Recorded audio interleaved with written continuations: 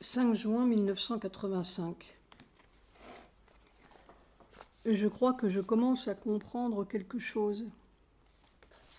Ce n'est pas ce physique névralgique, entre guillemets, qui se transforme, en ce sens que la chenille devient papillon, c'est-à-dire un produit de la même matière avec des agréments, entre guillemets, ailés.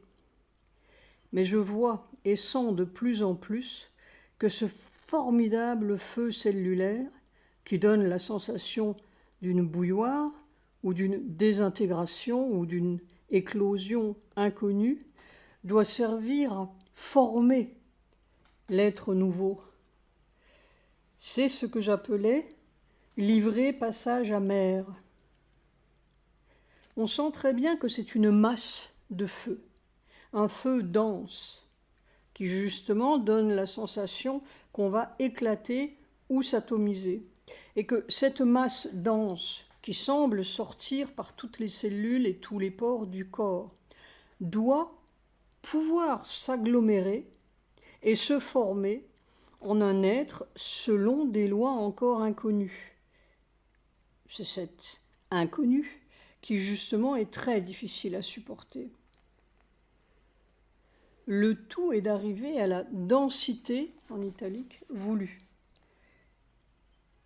C'est une sorte de soulagement d'avoir compris cela, comme si la conscience corporelle qui a servi à agglomérer ce vieux physique animal ne voyait plus d'inconvénient à se désintégrer pour livrer passage à cette autre matière dense. Ce n'est plus senti comme une désintégration, mais comme un moyen de réintégration, ou plutôt d'intégration de l'être nouveau.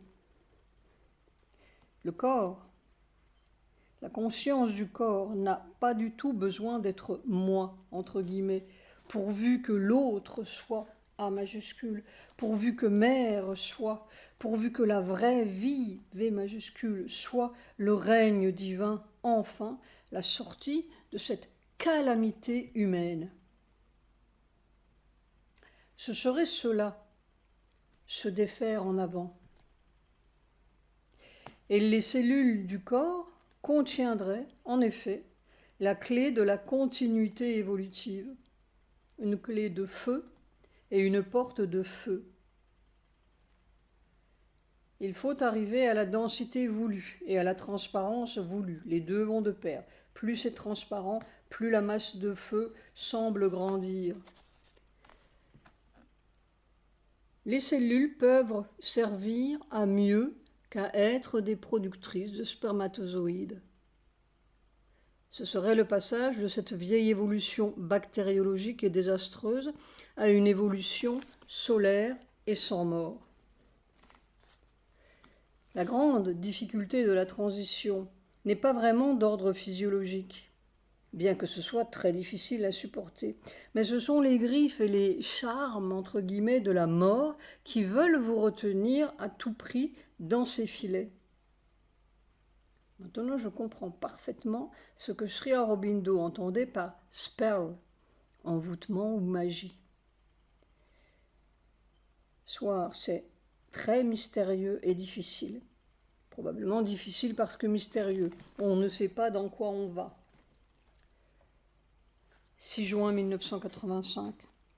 C'est comme un enfantement de feu à travers toutes les cellules et les parois du corps. Il faut que plus rien dans le corps, plus un atome de l'être ne sente « je vais mourir ». Mais c'est toi. Alors tout devient passif, abandonné, flasque, sans résistance, et l'impossible peut passer. C'est vraiment comme de couler au fond de la bouilloire, tout décontracté, au lieu de se raidir sous l'assaut du feu. C'est là où commence le mystère. Sous l'assaut de feu, pas du feu. Soit, c'est curieux, la même question revient. On ne sait pas si l'on est enfanté ou si l'on enfante. L'important, c'est qu'il y ait un enfant au bout, dans n'importe quel sens, point d'exclamation entre parenthèses. 7 juin 1985. Le corps commence à comprendre ce renversement de position, sirsasana. S'il peut garder cette position-là, ça simplifie tout. Ce ne sont pas des choses à dire. C'est le fin fond de la bouilloire, la transparence complète. Soit, il y a une logique dans tout cela. Vision de Michel. Un long rêve. Vous aviez fait venir chez vous une quinzaine ou vingtaine de jeunes d'Auroville, peut-être, mais je ne les connaissais pas, que vous prépariez, entre guillemets, intérieurement, en leur expliquant et montrant beaucoup de choses. Ils étaient vraiment très bien, et il y avait une sorte de grand espoir ou promesse qu'ils allaient pouvoir former un noyau très solide et uni. Puis beaucoup de gens arrivaient, surtout des jeunes femmes, qui avaient comme des liens de famille avec ces 15 ou 20 jeunes, leurs petites amies par exemple, mais pas seulement, et qui avaient appris qu'ils étaient là et venaient les rechercher. C'était une foule de plus en plus hostile qui envahissait tout l'endroit. Vous et Sujata étiez dans une pièce et j'étais à la porte à l'extérieur pour essayer de les empêcher d'entrer, car ils voulaient vous trouver. À un moment, la porte s'ouvrait et Sujata disait « Non, le mieux c'est de sortir ». Vous sortiez de la pièce et, très tranquillement, nous traversions toute cette foule et quittions l'endroit. La traversée était difficile mais sans réel danger. Après des 15 ou 20 jeunes, il n'en restait que 3 ou 4. Les autres avaient été ravalés, swamped, en dépit de leur préparation et réelle qualité. Je me souviens que parmi ces 3 ou 4, il y avait un garçon qui avait un turban à la sikh, bleu ciel, très joli. Il avait un très joli visage. Ça, c'est merveilleusement vu. Oui, ravalé. C'est l'histoire de tous les groupements, toutes les religions, les églises, les sectes, les ashrams, toutes les utopies humaines. Les rishis disaient bien « Weave the inviolate work ». Tisse l'œuvre inviolable. C'est ce que Sri Aurobindo avait vu. La prochaine espèce, c'est quelque chose qui ne pourra pas être ravalé. Pour cela, il faut faire le trou jusqu'au fond. Quand on voit les petites Gestapo qui grouillent au fond, on n'a plus du tout envie d'être un surhomme, entre guillemets, point d'exclamation entre parenthèses. 8 juin 1985.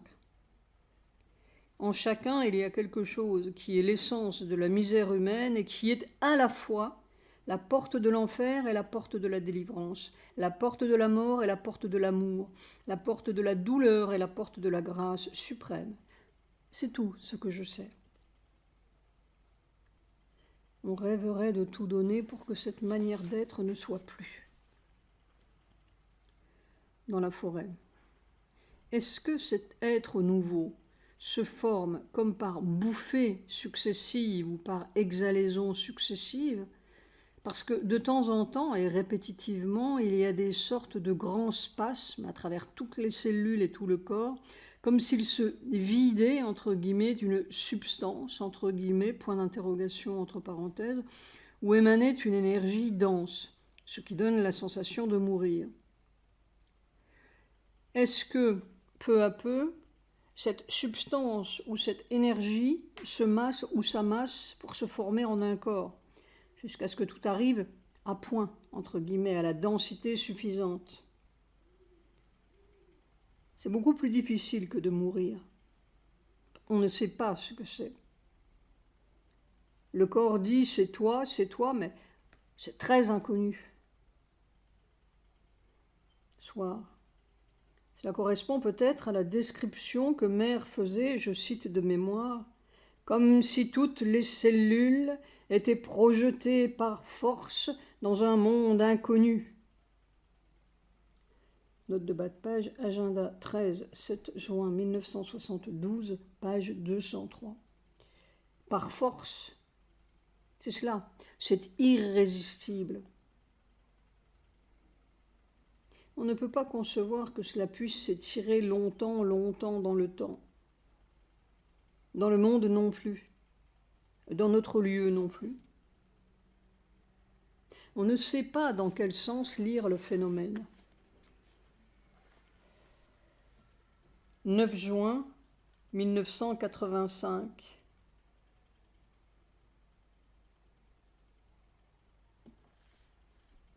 Ce corps vit le nouveau secret.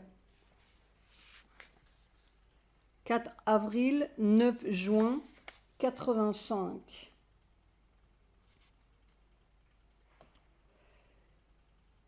« 10 juin 1985.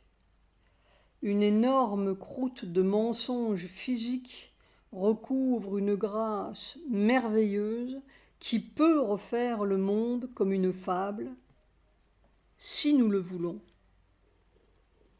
C'était une traversée des fantômes.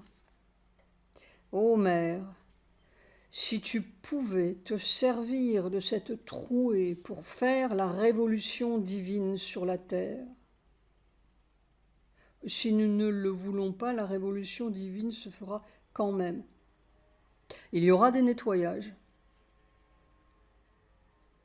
L'obscurantisme scientifique est le dernier et le plus solide des obscurantismes. C'est un gardien efficace du régime de la mort. Après-midi. Cette splendeur toute puissante. Vision.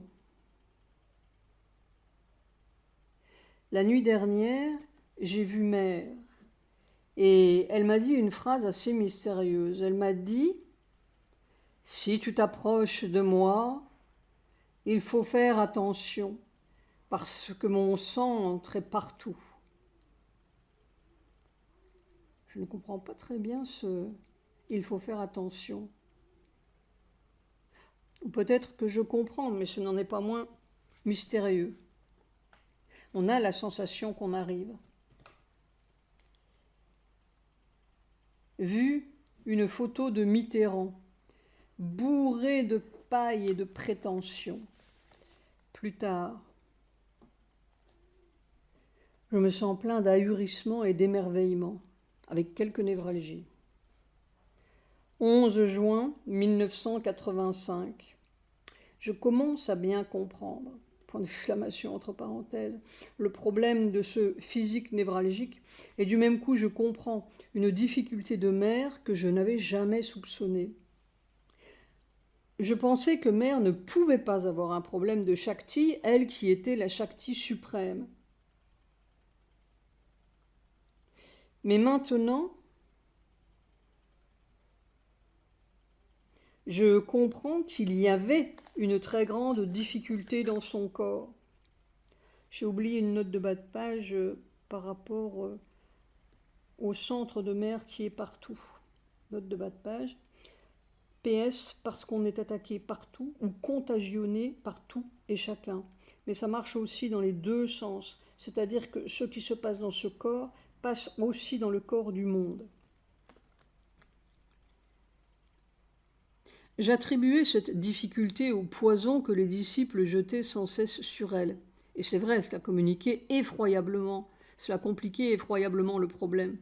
Et au fait que sa colonne vertébrale l'empêchait d'avoir un repos normal, allongé.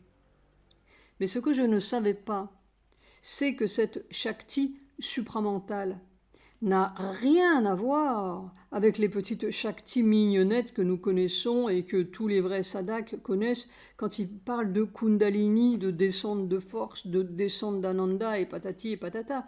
C'est la toute-puissance même. Sri Aurobindo disait bien, des pouvoirs tout-puissants sont enfermés dans les cellules de la nature. Eh bien, la toute-puissance, c'est vraiment la toute-puissance. C'est ce qui fait tourner les univers. Et comment un physique animal, produit de notre évolution animale, peut-il supporter cela? Je n'avais jamais imaginé que le physique de Mère ait pu avoir de la difficulté à supporter ça. Mais en fait, je le découvre, c'est un vrai problème physique. On peut avoir éliminé toutes les difficultés physique, c'est-à-dire plus de réflexes de conservation, plus de peur, plus d'affolement dans les cellules, plus de sens de la mort, etc., etc., ce qui est déjà très au-delà de l'humain. On peut même avoir aboli les réflexes naturels, entre guillemets, c'est-à-dire qu'au lieu de retirer son doigt promptement quand on le plonge par mégarde dans l'eau bouillante, le corps peut apprendre à se laisser couler, flasque et mou, au fond de la bouilloire, sans résistance. On peut passer au-delà de tout instinct de mort ou réflexe de mort ou sens de la mort. Mais même quand tout cela a été conquis et obtenu, il reste la difficulté purement physique de cette structure physique avec ses millions de nerfs, ses muscles, ses parois rigides, ses articulations osseuses. C'est trop étroit, c'est trop rigide sous ce formidable assaut de feu qui pourrait et qui peut faire sauter des montagnes et qui fait tournoyer Mars et Jupiter et quelques autres galaxies. Même si l'on est totalement décontracté et sans peur et sans affolement, sans réflexe, il reste cette étroitesse du calibre humain. On peut faire l'éponge jusqu'à un certain point, mais il y a tout de même un certain point, entre guillemets, de souplesse des matériaux. Il faudrait avoir un corps mou et gonflable, comme les méduses, extensibles, gélatineux, mais ces milliers et ces millions de nerfs. Maintenant, je comprends le problème de Mère. Même pour elle, en italique, il y avait un problème physique de Shakti. Et naturellement, le poison des disciples venait compliquer effroyablement la difficulté somatique, quand il faut digérer du vrai pu et du vrai venin. Tous les nerfs torturés, disait-elle. Je comprends. Alors on est devant la question de cette fameuse transformation. Est-ce que c'est vraiment ce vieux physique névralgique, animal, qui se transforme? Ou est-ce quelque chose d'autre, un autre corps, qui se forme peu à peu à l'aide de ce feu émané par toutes les cellules? Note de bas de page, PS, est-ce vraiment émané? Je crois plutôt que ça traverse ou transfuse à travers les cellules. Une transfusion de l'air d'outre-tombe. Point d'exclamation, entre parenthèses. Je me souviens d'une vision que j'avais eue il y a plusieurs mois et que j'avais notée sténographiquement sur un bout de papier avec d'autres visions inexplicables ou accessoires.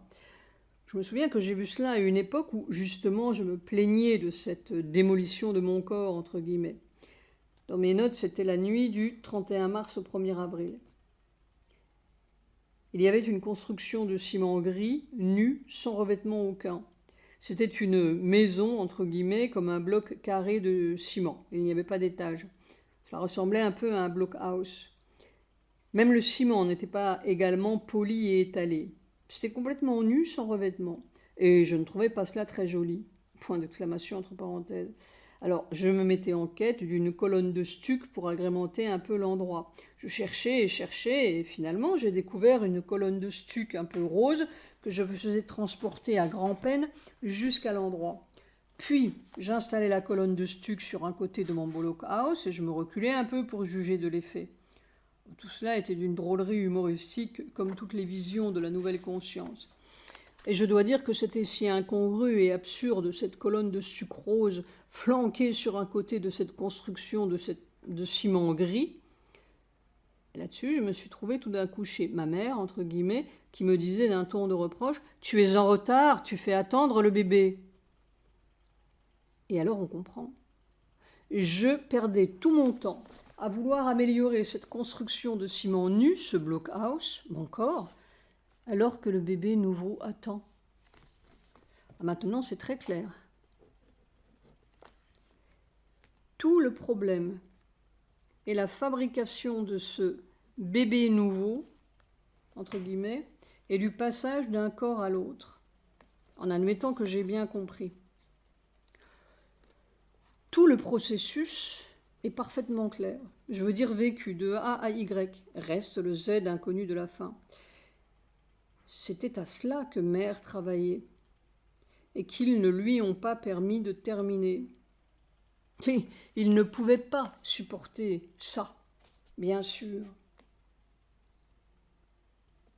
Mais je me demande aussi comment Sri Aurobindo supportait ça physiquement dans son corps physique.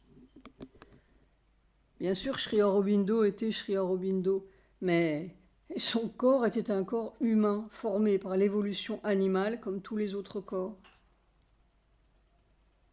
Il n'a jamais rien dit.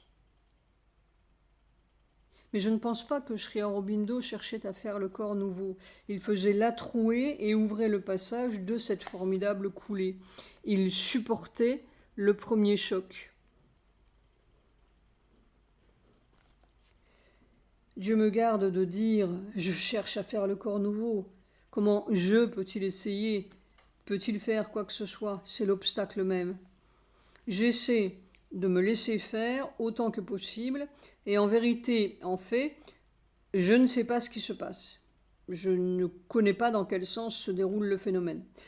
J'essaie de les laisser faire ce qu'ils veulent. Et la seule façon possible, sans éclater, c'est la transparence physique aussi totale que possible. Mais il y a quand même les nerfs. En tout cas, c'était plus d'un mois après cette vision du blockhouse et de la colonne de stuc que j'ai vu ce bébé sur le quai. C'était le 8 mai, du 31 mars au 8 mai. Un minuscule bébé. Dans notre cercueil humain, nous sommes protégés, entre guillemets, de cette puissance-là. La mort nous protège de la vraie vie. 2 points d'exclamation. Logiquement, quand le cercueil aura bien brûlé, restera le bébé nouveau.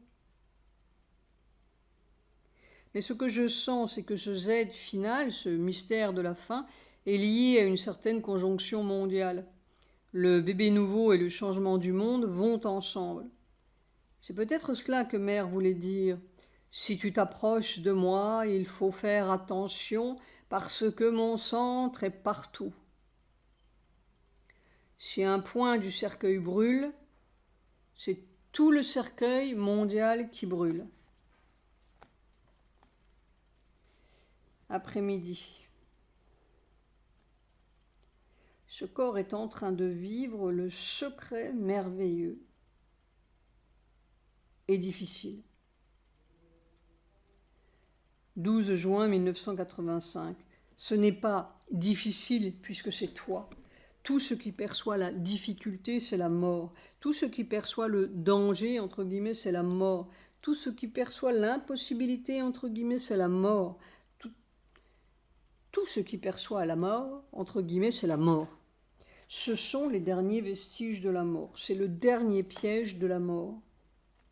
Aujourd'hui, la dernière illusion de la mort est tombée. À la ligne en lettres capitales, c'est toi. Ça, c'est le Sirsasana complet. 14 juin 1985. Il y a 37 mois aujourd'hui que je suis dans l'opération. Ma douce vient de donner une excellente définition à l'état de l'Inde et du monde.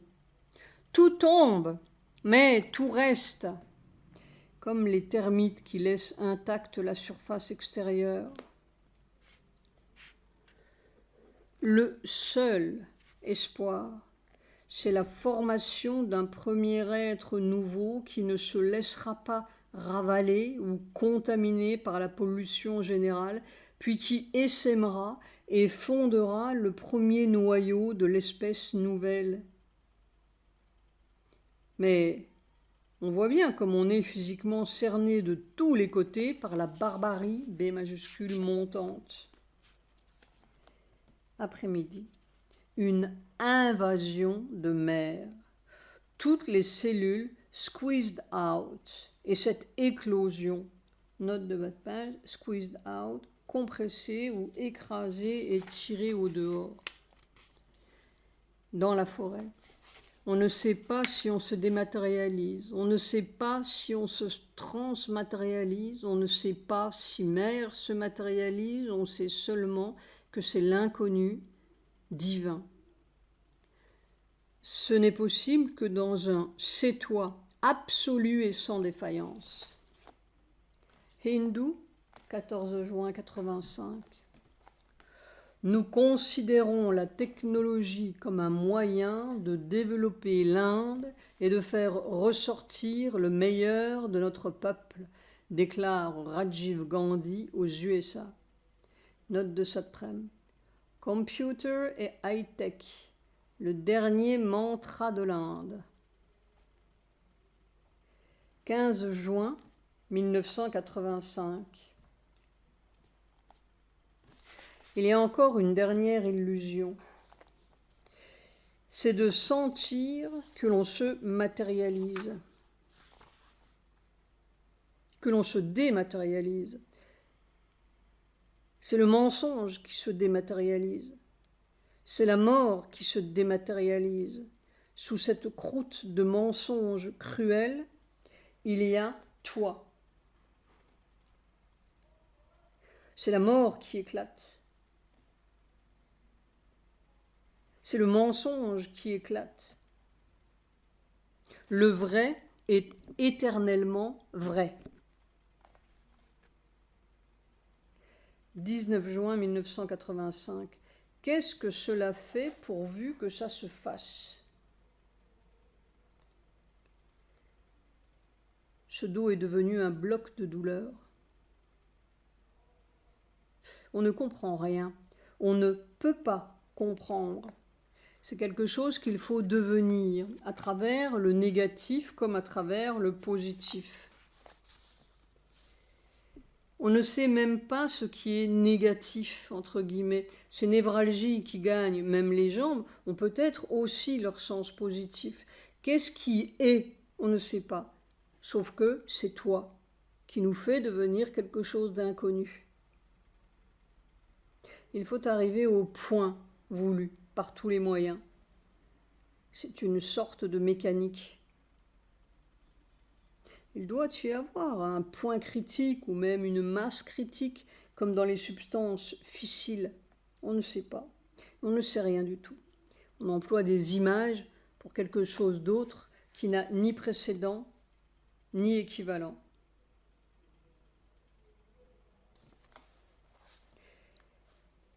« 20 juin 1985.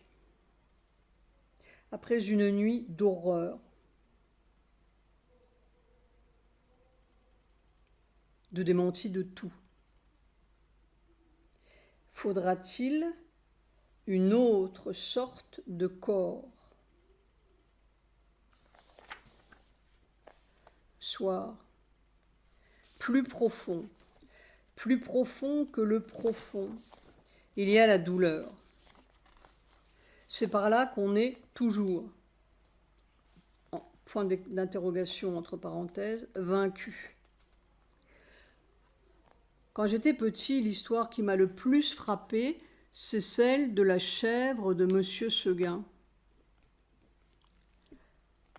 Ce que je trouve le plus difficile dans cette vie devant la cruauté, c'est de ne pas fermer la porte de l'amour, A majuscule. Et alors, instantanément, c'est la porte de la mort qui s'ouvre. Je suis constamment devant ce choix, entre guillemets, et on ne sait pas si c'est un choix. Quand la bête est blessée, elle se terre. La douleur, c'est encore la porte de la mort. Si l'on ne peut pas dire de tout et pour tout et à tout, c'est toi, on est frappé par la mort. Si la panthère qui t'attaque n'est pas toi, on est tout de suite mangé. Tous ceux qui ont mis le diable d'un côté et Dieu de l'autre ont ouvert la porte de la mort. Le seul salut, c'est le un. La mort aussi, c'est toi, par la mauvaise porte. PS. Mais finalement, toutes ces explications, entre guillemets, métaphysiques sont des sables mouvants. Je n'ai jamais aimé l'histoire du jeu de Krishna, je trouve que c'est un jeu cruel. Je préfère l'explication de la mécanique évolutive ou plutôt celle du marin. Il y a un continent là-bas où la mort n'est pas, ni la douleur. Et en route, il y a des tempêtes, des ouragans, des naufrages, c'est entendu. Les tempêtes ne sont pas cruelles, elles sont. C'est tout. Il faut traverser, c'est tout. Et arriver au continent avec l'explication, entre guillemets, la plus efficace. C'est-à-dire celle qui vous aide le mieux à essuyer le grain. Ça, c'est simple et raisonnable. La mer, c'est le un absolu, avec ses jolies brises et ses temps de cochon. C'est une garce, elle est adorable. On n'en veut plus et on en veut encore. On la maudit et on se noie dedans. C'est un fait océanographique. La seule métaphysique, c'est d'arriver au continent. Mère me donnait toujours des bateaux. Elle savait ce qu'elle faisait. Probablement elle savait qu'il m'en faudrait plus d'un. Seulement je ne sais pas comment on fait pour changer de bateau quand l'un coule. C'est un transbordement délicat, point d'exclamation, entre parenthèses. 21 juin 1985. Ils coupent les arbres et ils laissent leurs excréments. C'est un fait d'observation. Il y a de moins en moins d'arbres et de plus en plus de... C'est ainsi qu'il a fallu condamner notre puits. C'est probablement ce qu'ils appellent « the right to live », le droit de vivre. Soit, je n'arrive pas à me remettre de l'autre nu. Est-ce que c'est le fond? Il faut arriver au continent. 22 juin 1985. Le processus ou l'expérience semble toujours la même. Se laisser couler au fond de cette bouilloire, entre guillemets, et plus on coule, fond, disparaît, devient comme nul, transparent physiquement, plus cette puissance semble devenir formidable, sans mesure. Et alors il reste une sorte de point extrême ou de point explosif où tout ce qui fait un corps individuel, un être battant et vivant, semble se ramasser, devenir une pointe ténue et en même temps si formidablement puissante, là où on ne sait pas où l'on va, par l'explosion, la mort, la transmatérialisation, la dématérialisation. C'est très mystérieux et inconnu. On ne saura que quand le point sera franchi. Qu'est-ce qui est au bout? On a un peu l'impression qu'il n'y aura plus personne pour le dire, ou que ce sera une autre personne ou quoi. C'est juste un point ténu. Même cette névralgie devient un point intéressant parce qu'elle donne une mesure. Chacun de ces sillons, ces pincements, ces raideurs semble, je dis bien semble, fondre, s'amenuiser, s'immobiliser, disparaître, jusqu'à ce qu'il ne reste plus que ce point extrême. C'est comme un indice de ce qui reste de ce corps individuel, plus exactement de ce qui n'est pas totalement annulé pour laisser passer seulement l'autre chose inconnue.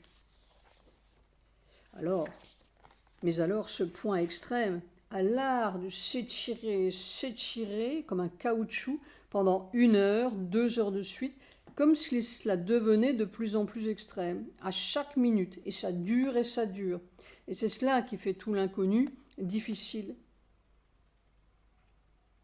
On a constamment, minute par minute, la sensation qu'on est au bord de quelque chose, quoi on ne sait pas, et ce bord s'étire indéfiniment comme un caoutchouc.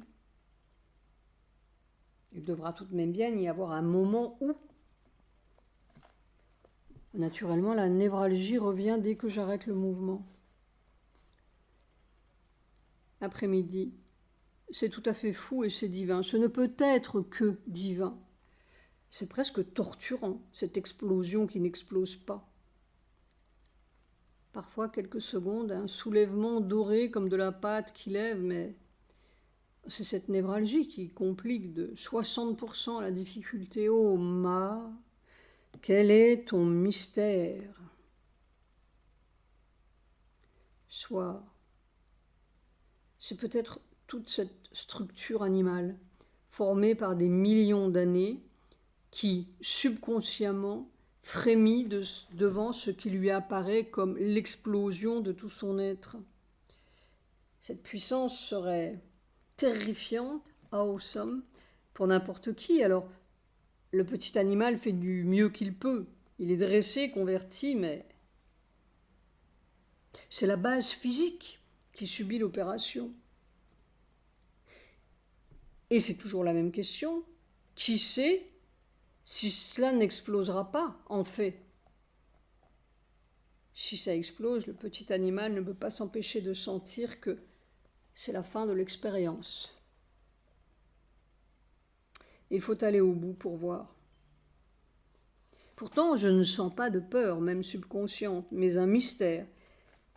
Et il y a cette névralgie qui freine. C'est un mystère. Hindou, 22 juin. Mère Teresa reçoit du gouvernement américain la plus haute décoration civile. Washington. Le président des États-Unis, Mr. Ronald Reagan, a nommé jeudi Mère Teresa citoyenne du monde et lui a remis la médaille de la liberté, la plus haute décoration décernée à un civil aux États-Unis. Mère Teresa a dit à Mr. Reagan, sa femme Nancy et environ 150 invités à une cérémonie de la Maison-Blanche qu'elle était personnellement indigne de cet honneur, mais qu'elle l'acceptait au nom des millions de pauvres dans le monde auxquels elle a dédié sa vie. Reprenant la citation de son prix, Mr. Reagan a dit « La plupart d'entre nous parlent de compassion et de bonté, mais Mère Teresa, la sainte des égouts, les vit. » Les Vishnu Purana disaient bien que le Kali Yuga était l'âge des petits hommes malpropres. Les grands symboles du monde commencent à se manifester. Il est bien juste, après avoir tout pollué, que leur dernier dieu soit le dieu des égouts. Ceux qui liront les archives de l'humanité plus tard diront « c'était une espèce pas possible ». Et pourtant,